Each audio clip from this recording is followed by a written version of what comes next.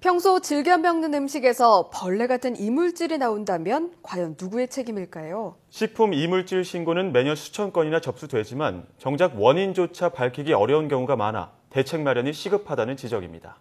우철희 기자의 보도입니다. 직장인 김묘선 씨는 며칠 전 일만 생각하면 분통이 터집니다.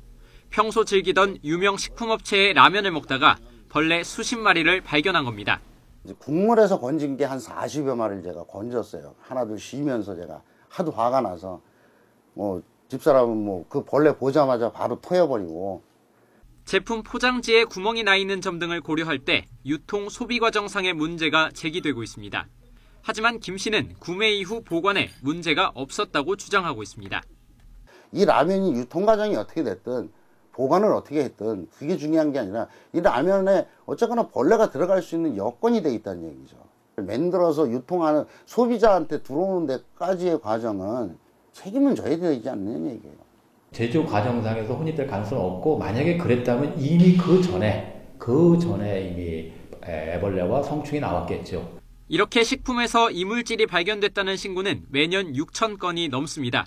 하지만 조사가 불가능하거나 원인을 밝히기 어려운 경우가 80% 이상을 차지합니다. 예를 들면 환경이 여름이었던 것이 겨울로 돼버렸다든가 하면 여름에 있을 곤충이 겨울에 없을 수 있는 거 아닙니까? 네. 이런 것들은 이제 도저히 책임 소재를 판단하기 어려운 경우가 있죠. 현행 관련법에는 식품에서 이물질이 발견됐을 경우 보상 규정 등을 마련해두고 있습니다. 하지만 원인 규명 자체가 어렵다 보니 책임을 따져 재발 방지를 요구하거나 보상 또는 배상을 받기도 그만큼 어렵습니다. 때문에 전문가들은 원인 규명을 더 잘할 수 있는 체계를 우선 마련해야 한다고 강조합니다. 그냥 이물이 저감화시키는 게 제일 중요한 거고, 네. 인력을 정원을 하든 조사 기법을 좀 고도화하든 어쨌든 원인 불명을 좀 추리해 나가야죠.